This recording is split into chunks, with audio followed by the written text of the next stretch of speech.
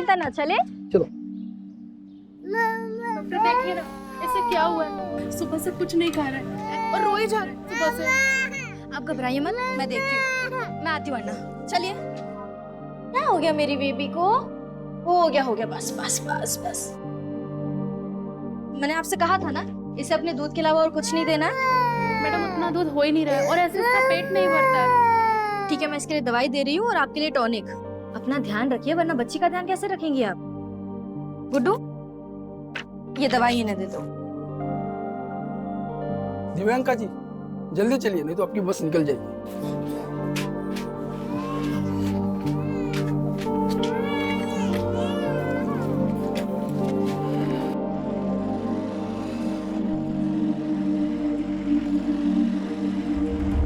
अरे भाई जरा रुको ना भाई, ओ भाई जरा रुको। Thank you Anna, bye bye bye.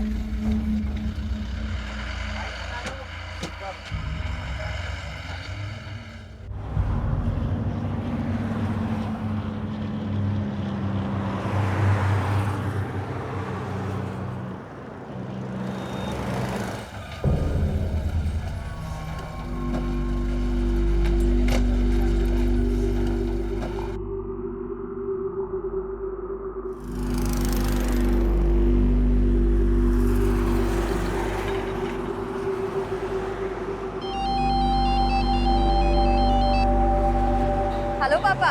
घर पहुंच गई बेटा? अभी कहाँ, अभी तो सिर्फ टोल प्लाजा पहुंची हूँ। अच्छा सुन, मैंने तेरे स्किन वाले डॉक्टर को अपॉइंटमेंट के लिए फोन किया था।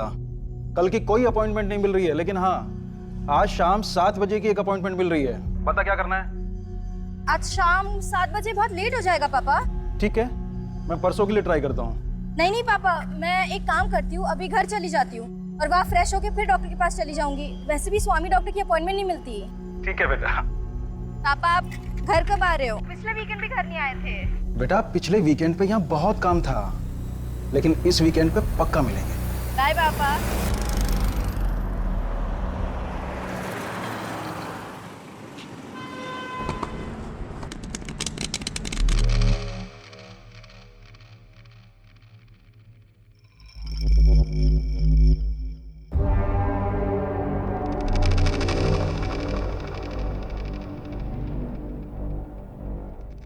तेरे में गुलाम है, ये देख अपने में रानी आई है जो आज अपना किस्मत बदलेगे।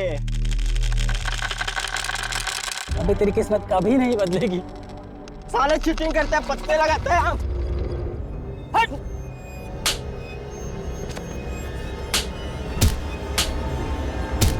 नैन, नैन चल। चल रुक।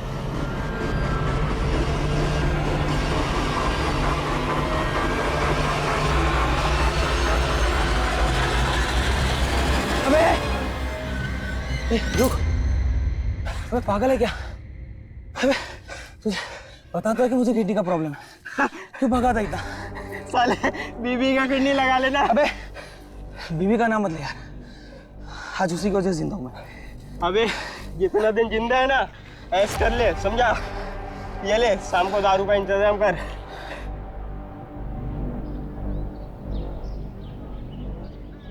अभी इतनी दूर से आई है, आते ही जल्दी।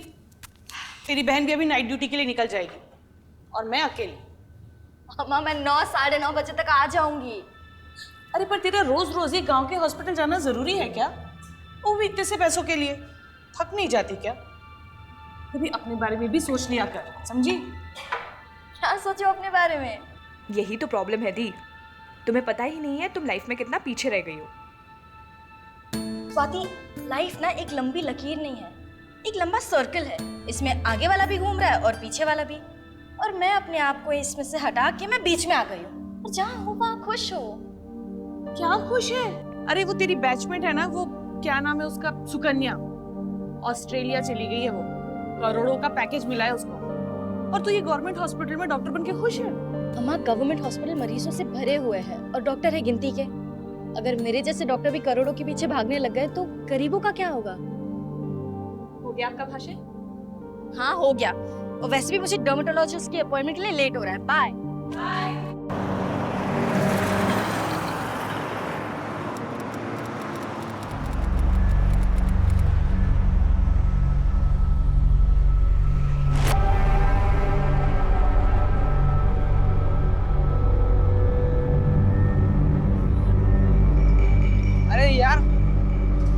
छोटू दारू लाने गया या अपना किडनी बदलवाने गया?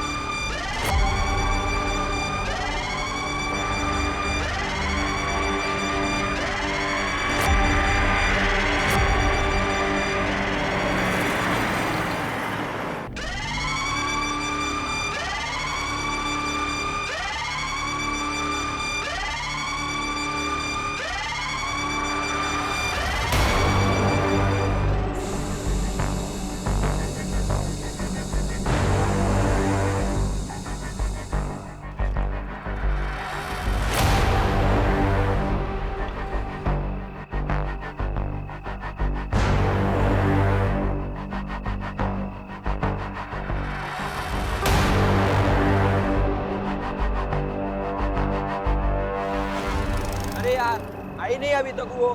अरे आएगी, स्कूटी छोड़ के थोड़ी जाएगी, आएगी।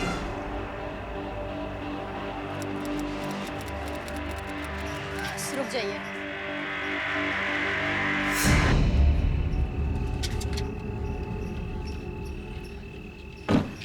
थैंक यू अन्ना।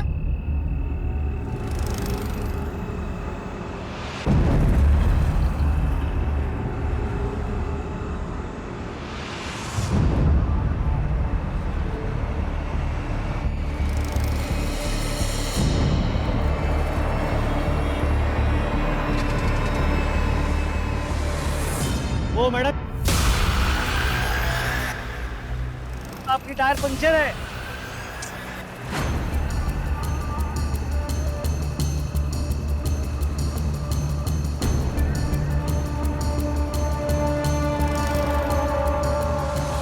देखिए मैडम, आप टेंशन मत लीजिए, यहाँ आगे ही एक पंक्चर की दुकान है। Thank you.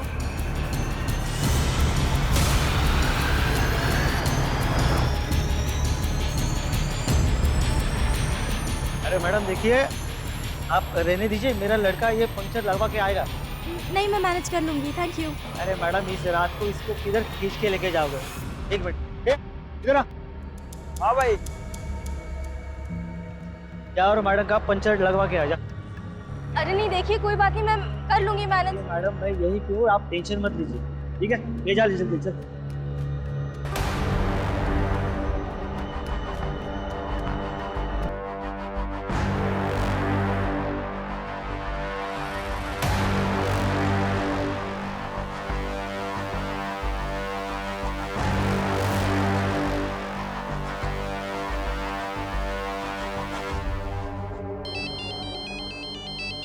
हाँ दी। हेलो स्वाति, मेरी स्कूटी यहाँ टोल नाके के पास पंक्चर हो गई है और एक ट्रक ड्राइवर ने अपने आदमी को भेजा है पंक्चर ठीक कराने। तो प्रॉब्लम क्या है? यहाँ बहुत अंधेरा है और आसपास सिर्फ ट्रक्स ही नजर आ रहे हैं। स्वाति, मुझे बहुत डर लग रहा है। तो तू टोल नाके के पास चली जाना। अगर मैं यहाँ से गई और उन्होंने मेरी स्कूटी गायब कर दी तो तू ही बता मैं क्या करूँ। प्लीज मुझसे बात करती रहना, मुझे डर नहीं लगेगा। पर दी मैं अभी बिजी हूँ। अच्छा चल, तू अपना काम कर, मैं बाद में बात करती हूँ। बाय। पंक्चर ठीक हुआ? नहीं हुआ मैम, वो दुकान बंद था।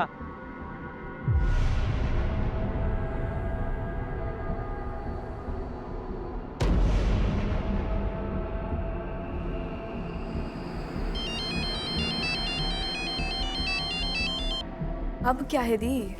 स्वाति, पंक्चर शॉप बंद है। तो एक काम करो, स्कूटी छोड़ो, कैब लो और घर जाओ। वैसे भी काफी रात हो गई है और बार बार मुझे कॉल मत करो, मैं बहुत बिजी हूँ। स्वाति सुन,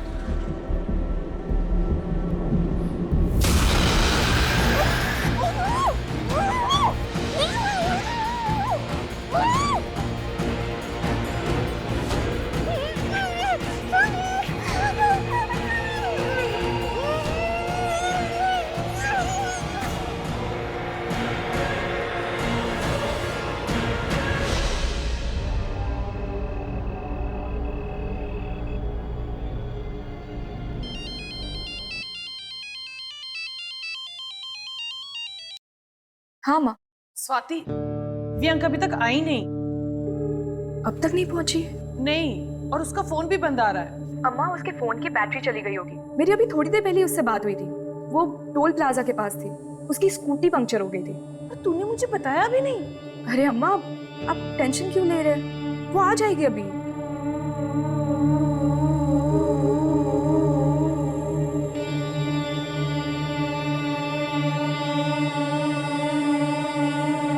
आप जिस नंबर को डायल कर रहे हैं वो इस समय स्विच ऑफ है।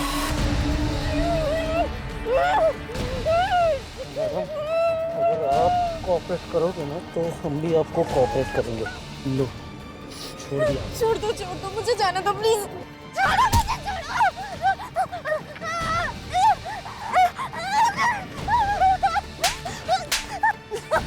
छोड़ो मुझे प्लीज, छोड़ो।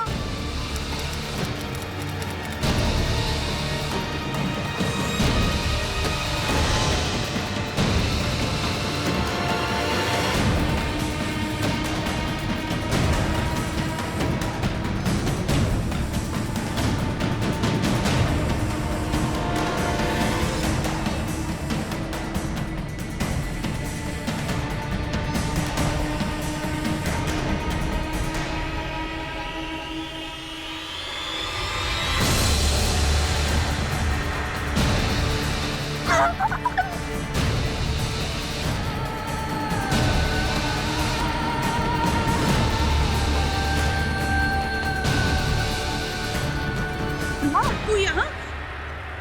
दिव्यांका कहाँ है? वो मैं दी को ढूंढने के लिए यहाँ आई थी। लेकिन फोन पे तो तू मुझे कुछ ठीक नहीं लग रहा था, इसलिए मैं ऑफिस की कार लेके आ गई। क्या ठीक नहीं लग रहा था स्वाति? अम्मा, आप फिक्र मत करो। दी शायद घर पहुंच गई होगी। आप घर जाके देखिए ना। हाँ, चलिए। सुन ना, मैं भी चलती हूँ ना तेरे अम्मा, साथ। अम्मा प्लीज। तू देख लेगी ना? हाँ हाँ। अन्ना, आप अम्मा को लेके घर जाइए ना।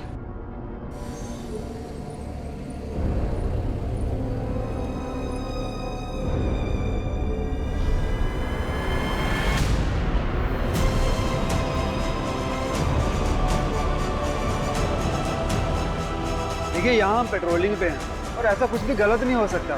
ये जगह बिल्कुल सेफ है। मेरी बहन बहुत घबराई हुई लग रही थी। उसने यहीं से कॉल किया था। मुझे कुछ ठीक नहीं लग रहा है। आप प्लीज कुछ करिए ना। देखिए, आप परेशान मत होइए। आप एक काम कीजिए, थाने जाइए और वहाँ जाके अपनी कंप्लेंट दर्ज करवा लीजिए।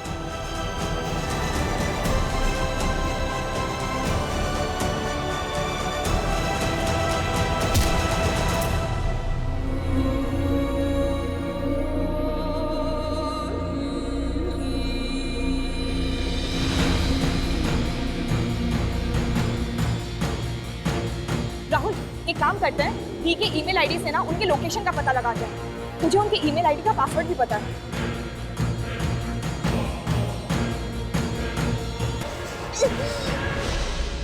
क्या जया, 11 बज रहे हैं और दिव्यांका अभी तक नहीं आई है? इसीलिए तो डर लग रहा है। एक काम करो, हो गया। ए, तू फटू है, हम नहीं। समझा ना, तेरी किडनी खराब है। तू सिर्फ चुपचाप खड़ा रह और मजे देख। अरे भाई, इसको कुछ हो गया तो? अरे लेने के देने हो जाएंगे, चलो यहाँ से।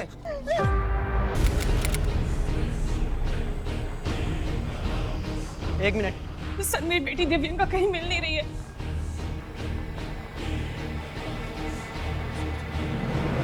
गाड़ी रोको भाई।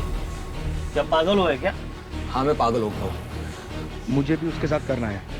लड़की का नाम दिव्यांका राव। उम्र क्या है? 26 साल। 26 साल।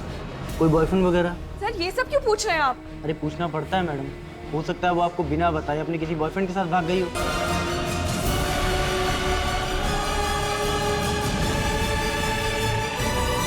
उस वक्त ड्यूटी पर तैनात उस पुलिसकर्मी के गैर जिम्मेदाराना शब्द किसी तमाचे से कम नहीं थे।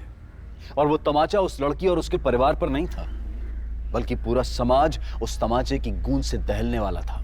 अगर तब इस मामले को गंभीरता से लिया गया होता तो शायद इस केस का जिक्र हम आज आपसे नहीं कर रहे होते। ये एक ऐसी लापरवाही थी जो पुलिस डिपार्टमेंट के लिए एक काला धब्बा साबित होने वाली थी, और इस लापरवाही का अंजाम बहुत ही ज्यादा डरावना था।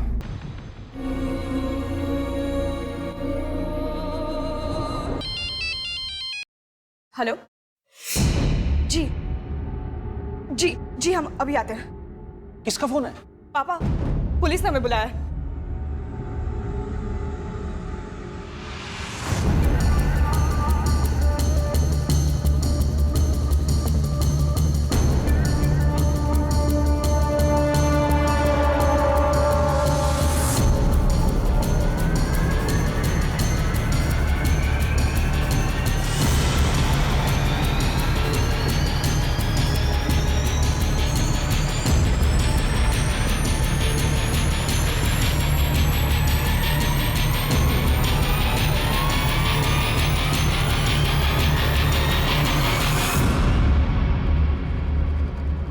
की हत्या के बाद ये केस हमारे देश के लिए एक बहुत बड़ा मुद्दा बन गया था। बड़े बड़े राजनेता और सेलिब्रिटीज अपनी प्रतिक्रिया देने लगे थे और जिन पुलिसकर्मियों ने दिव्यांका की मिसिंग रिपोर्ट फाइल नहीं की थी उन्हें सस्पेंड कर दिया गया था। और इस केस की जांच के लिए तुरंत ही एसआईटी का गठन किया गया और जांच का जिम्मा एसपी आदिल खान को सौंप दिया गया।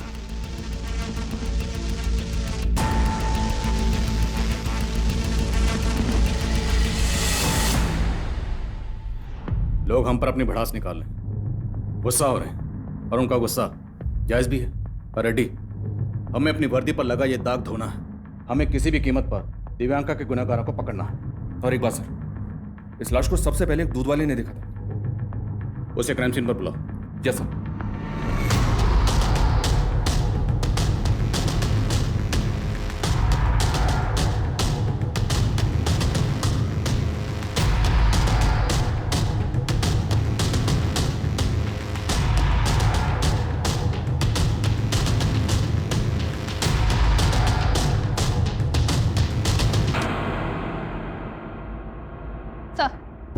सर, इसी ने सबसे पहले दिव्यांका की डेड बॉडी को यहाँ पे देखा था।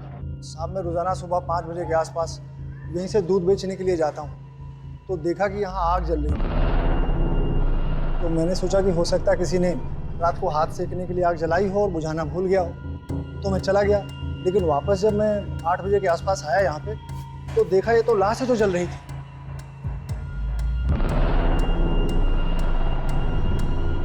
उस वक्त यहाँ पर किसी को आते जाते देखा था? नहीं सर। चलिए पता करो, किसी को बचा तो नहीं रहा? सर,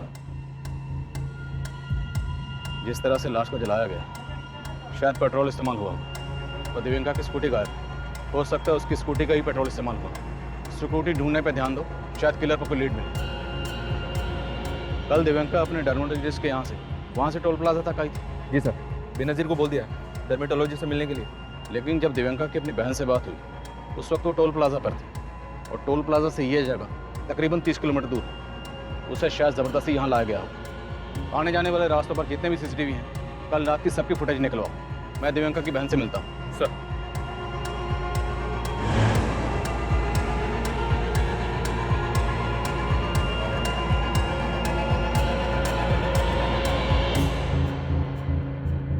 मैम, दिव्यांका मुझसे रोज़ेशिया का ट्रीटमेंट ले रही थी।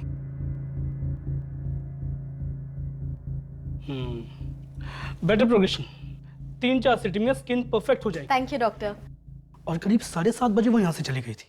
डॉक्टर स्वामी, क्या दिव्यांका के साथ कोई और भी यहाँ आया था? जी नहीं, वो अकेली ही आई थी। हमें आपके क्लिनिक के बाहर की सीसीटीवी फुटेज चेक करनी है।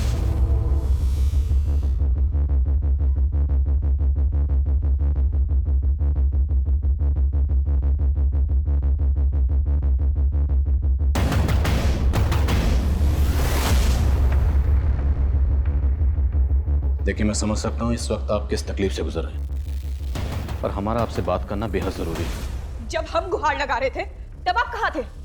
आप लोगों ने अगर पहले स्टेप लिया होता ना तो आज थी हमारे। हम मानते हैं लापरवाही हुई है, पर हमारी कोई भी कोशिश इस लापरवाही की भरपाई नहीं कर सकती। पर हम दिव्यांका के गुनहगारों को पकड़ना चाहते हैं। इसमें हमें आपकी मदद की जरूरत है। मदद चाहिए आपको? बताइए कैसे मदद कर सकते हैं आपकी? कल रात को ना आपके कांस्टेबल को सब साफ साफ दिख रहा था। दी वही टोल प्लाजा पे ही थी, लेकिन उसने कुछ नहीं किया। किस कांस्टेबल की बात कर रहे हैं? हम कल एयरपोर्ट पुलिस स्टेशन में गए थे, पर ना उन्होंने हमारी बात सुनी ना कंप्लेन फाइल की। उन्होंने फॉर्मेलिटी के बेसिस पे एक कांस्टेबल को हमारे साथ भेज दिया, बस। उस कांस्टेबल के कहने पे उस टोल वाले ने हमें उस टाइम का फुटेज दिखाया जब दी ने मुझे कॉल किया था, और फुटेज में दी एक तरफ जाते हुए दिख भी रही थी, लेकिन वो वापस नहीं आई। उसी जगह पे एक पीसीआर वैन भी खड़ी थी सर। पर आपके कांस्टेबल को लगा ही नहीं कि दी के साथ कुछ गलत भी हो सकता है। आप अपने लोगों से पूछिए कि वो कहीं क्रिमिनल्स के साथ तो नहीं मिले हुए हैं। उन सबको सस्पेंड किया जा चुका है। अब मैं आपसे वादा करता हूँ, जो भी इसमें शामिल था उन्हें बख्शा नहीं जाएगा। पर मेरी बहन तो वापस नहीं आएगी ना सर। देखिए, मैं समझ सकता हूँ ये एक ऐसा जख्म है जो आसानी से नहीं भरेगा, पर इतना तो आप भी चाहेंगे ना, जिसने भी आपकी दी के साथ ये घिनौनी हरकत की, आपकी बेटी के साथ गलत किया, उसे उसकी किए की सजा मिलनी चाहिए। बोलिए, आपकी दी से फोन पर क्या बात हुई थी? उसने सबसे पहले मुझे ही कॉल किया था। हाँ दी। हेलो स्वाति, मेरी स्कूटी यहाँ टोल नाका के पास पंक्चर हो गई है और एक ट्रक ड्राइवर ने अपने आदमी को भेजा है पंक्चर ठीक कराने। तो प्रॉब्लम क्या है? यहाँ बहुत अंधेरा है और आसपास सिर्फ ट्रक्स ही नजर आ रहे हैं। स्वाति, मुझे बहुत डर लग रहा है। पहले उसने कॉल किया था तो मुझे लगा सब ठीक ही होगा, पर दोबारा जब उसने कॉल किया तो वो बहुत पैनिक साउंड कर रही थी। क्या कहा? एग्जैक्टली क्या कहा? प्लीज मुझसे बात करती रहना, मुझे डर नहीं लगेगा। पर दी, मैं अभी बिजी हूँ। वो चाहती थी कि जब तक वो आदमी पंक्चर ठीक करवा रहा है तब तक मैं उससे फोन पे बात करती रहूं, लेकिन फिर जब उसने दोबारा मुझे कॉल किया। अब क्या है दी? स्वाति, पंक्चर शॉप बंद है। तो एक काम करो, स्कूटी छोड़ो, कैब लो और घर जाओ। वैसे भी काफी रात हो गई है और बार बार मुझे कॉल मत करो। पर मुझे समझ ही नहीं आया कि वो किस परेशानी में थी। फिर हमने जब कांटेक्ट करने की कोशिश की तो आप जिस नंबर को डायल कर रहे हैं वो इस समय स्विच ऑफ है।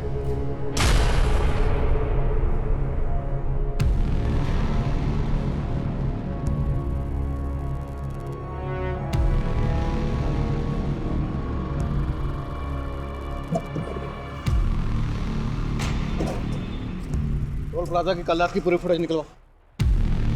दिव्यांका की स्कूटी पंचर हुई, आसपास जितनी पंचर की दुकान है सब जगह पता कर। सीसीटीवी फुटेज रेडी है, चलो।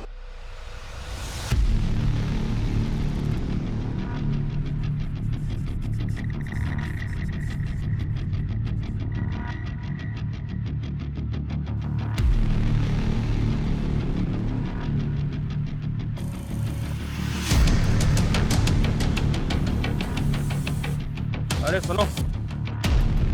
हाँ साहब। इसे पहचानते हो? सर, ये शाम की फुटेज है। इसमें दिव्यांका स्कूटी से जाती हुई दिखाई दे रही है और उसने जहाँ अपनी स्कूटी पार्क की वो सीसीटीवी के रेंज से बाहर है सर। रात की फुटेज? सर, रात की फुटेज में इस तरफ कुछ साफ दिखाई नहीं दे रहा, पर दूसरे कैमरे से वो एक बार टोल प्लाजा की तरफ आते हुए दिखाई दे रही है। टोल प्लाजा पे ये लड़का कौन? पता करो लड़का कौन? अब इस लड़की को तो मैंने नहीं देखा है, लेकिन कल रात ये स्कूटी लेकर दो लड़के आए थे। तो क्या इन्हीं दोनों लड़कों ने स्कूटी का पंचर लगवाया? नहीं साहब, स्कूटी पंचर थी नहीं। स्कूटी पंचर नहीं थी? नहीं साहब, वो तो बस हवा भरवाने आए थे। कल स्कूटी की दोनों नंबर प्लेट टूटी हुई थी, पर मैंने इतना ध्यान नहीं दिया। फिर उसके बाद वो लोग मुझसे पेट्रोल मांगने लगे।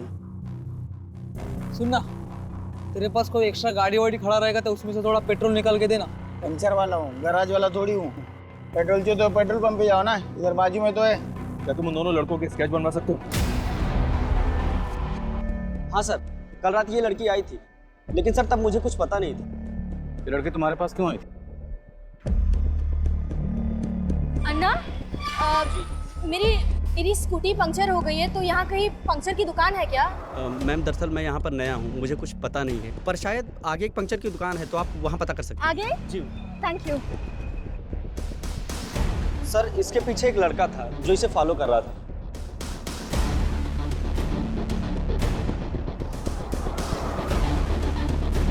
कौन था लड़का? सर, उसे नहीं जानता। इसी फोटो दिखाओ, क्या उसमें वो लड़का दिख? आओ। जी, ट्राई कर सकता हूँ सर। लेके जाओ। चल। रात का फुटेज एक बार फिर से दिखाओ। सर, ये शाम की फुटेज है सर। ये दिव्यांका की लास्ट विजुअल है। सर, यहाँ रात में पीसीआर वैन खड़ी थी, मुझे नहीं लगता यहाँ कुछ हुआ होगा। दिव्यांका यहाँ से 30 किलोमीटर दूर खुद तो नहीं गई होगी। उसे जबरदस्ती ले जाया गया हो। जो भी हुआ यही हुआ, जो पीसीआर में मौजूद किसी पुलिस वाले को नजर नहीं आया। दिव्यांका डर्मेटोलॉजिस्ट के पास कैब में गई तो वापस भी किसी कैब में ही आई होगी।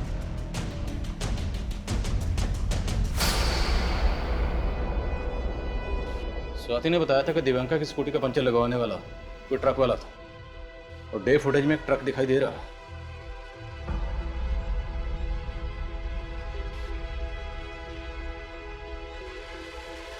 दूसरी फुटेज चेक करिए जिसमें ट्रक का नंबर साफ नजर आया। दिव्यांका ने जहां अपनी स्कूटी पार्क की थी उस तरफ चलो।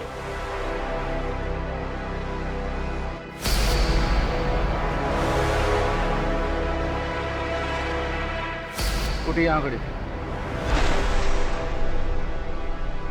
और ट्रक वहां से। पूरा एरिया स्कैन करो।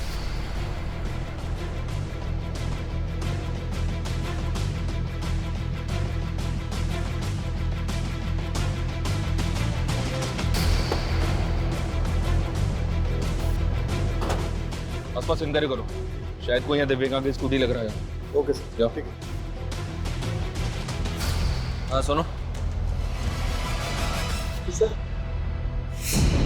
हाँ साहब, कल रात को लड़का बोतल लेके आया था पेट्रोल मांगने, लेकिन साहब उस पर मुझे कुछ शक हुआ था। होटल में पेट्रोल देना अलाउ नहीं है। मालूम है अल्लाह, पर इमरजेंसी है ना, थोड़ा मदद करो। चारों तरफ सीसीटीवी कैमरा है, अगर मैं तुम्हें बोतल में पेट्रोल दिया तो मेरा मैनेजर मुझे जॉब से निकाल देगा, समझ गए?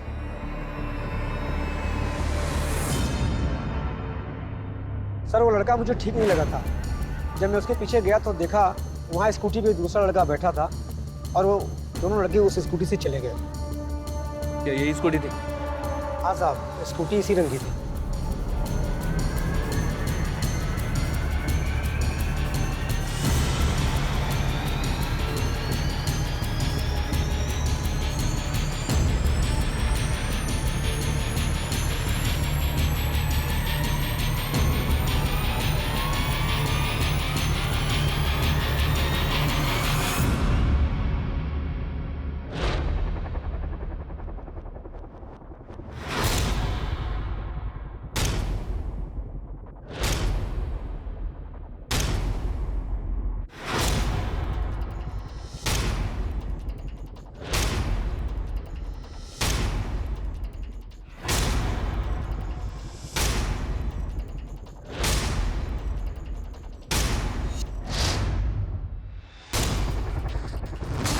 दिव्यांका का रेप यहीं हुआ होगा।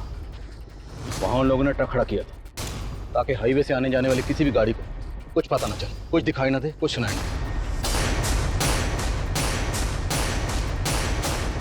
साहब आप कहाँ लेके जा रहे हो मेरे साथ? साहब मैंने कुछ नहीं किया साहब। तेरा ही घर है, यही रहता है ना तू? जी साहब। कल रात तेरे घर के सामने यहाँ पर इस लड़की के साथ इतना कुछ हुआ, तुमने कुछ नहीं देखा? शामिल है ना इस सब में तो भी? नहीं साहब, मैं रहता यहाँ जरूर हूँ साहब, लेकिन रात को निकल जाता हूँ सर। घूम घूम कर चाय बेचता हूँ साहब। कल रात क्या हुआ मुझे कुछ पता नहीं है साहब।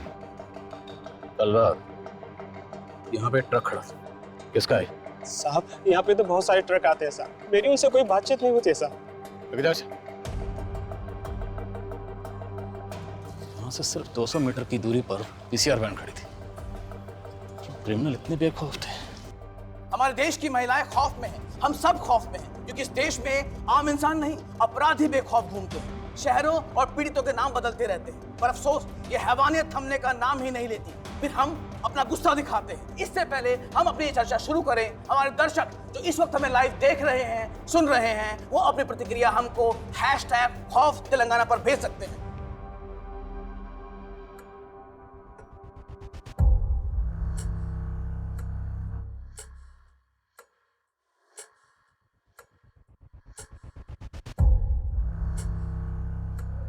ये वही लड़का है सर जो पेट्रोल पंप से बॉटल में पेट्रोल लेने आया था। और सर पेट्रोल पंप की दूसरी फुटेज में ये लड़का एक दूसरे लड़के के साथ दिव्यांका की स्कूटी पे जाता हुआ दिखाई दे रहा है। और ये ट्रक भी इसके पीछे गया।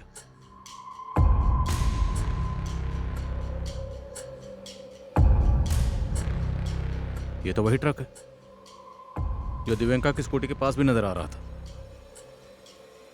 मतलब साफ, ये ट्रक वाला भी सब में शामिल है। इस सब में 3 लोग शामिल हैं, ये तो कंफर्म है। या 3 से ज्यादा भी हो सकते हैं। वो टोल प्लाजा पे काम करने वाला लड़का, वो एक स्केच बनवाने वाला था, रेडी हुआ? जी सर।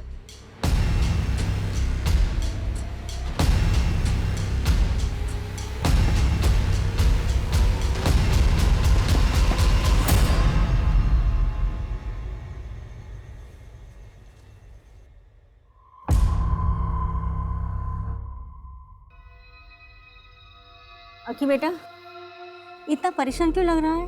अम्मी, वो लड़की। लड़की? कौन सी लड़की? कौन लड़की मालूम नहीं अम्मी, एक लड़की मेरे ट्रक के नीचे आ गई अम्मी। क्या? मैं वहां से ट्रक लेके भाग आया, शायद वो लड़की मर गई होगी।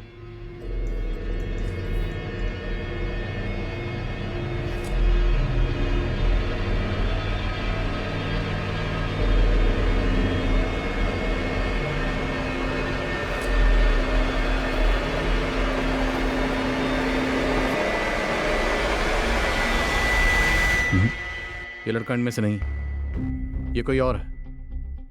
इन सब की शिनाख्त करो, मुझे इस सब के सब अंदर चाहिए, जल्द से जल्द। सब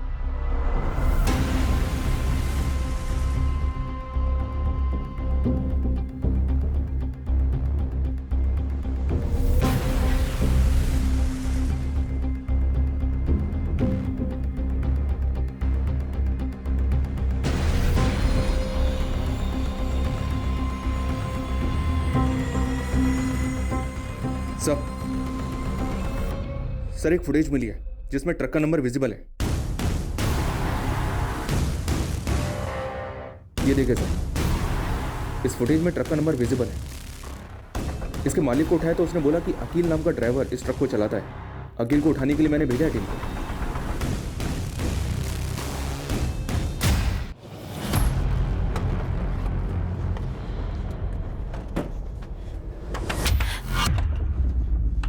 चल इधर देखो, चेकिंग करो।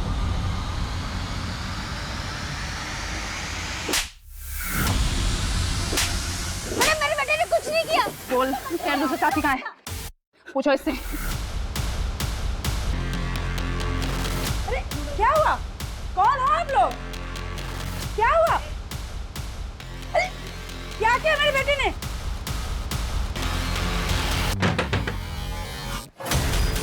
अरे अरे कौन हो आप लोग? और ऐसे कैसे घुसे जा रहे हो? एक लड़की का रेप किया है और जलाया है उसको। इस वक्त एक बड़ी खबर आ रही है तेलंगाना से। तेलंगाना की पीड़िता का रेप और हत्या करने वाले चारों आरोपियों को पुलिस ने हिरासत में ले लिया है।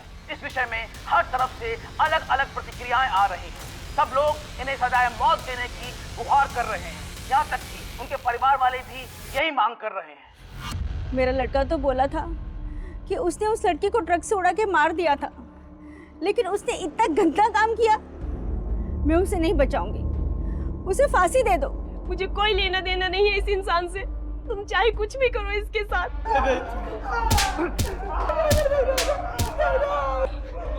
रेप करेगा लड़की को, रेप करेगा।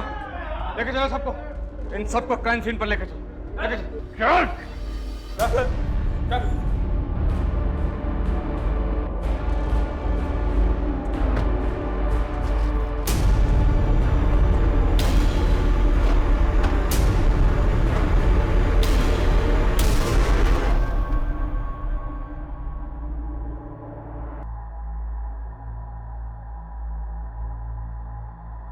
वो बार बार किसी को फोन कर रही थी, सोचा हाथ से निकल ना जाए, इसलिए उसको यहीं से उठा लिया।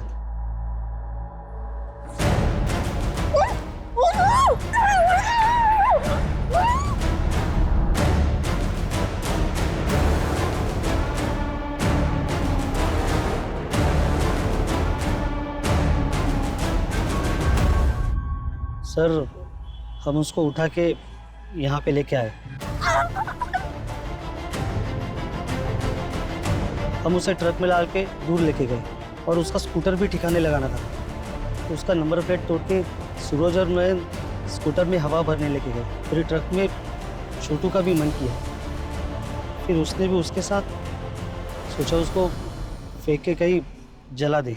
और इसीलिए हमें ज़्यादा पेट्रोल चाहिए था। वो पेट्रोल पंप वाले ने हमें बोतल में पेट्रोल भी नहीं दिया। और यहाँ से 5 किलोमीटर आगे जो दूसरा पेट्रोल पंप है उससे बॉटल में 2 लीटर पेट्रोल लिया और उसे यहाँ से 30 किलोमीटर दूर ले गए।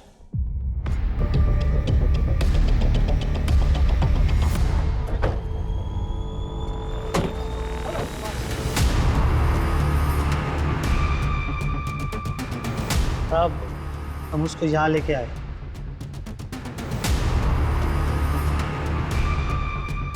मैं उसको जिंदा जला दिया। वो जिंदा थी, तुम लोगों ने उसे जिंदा जला दिया।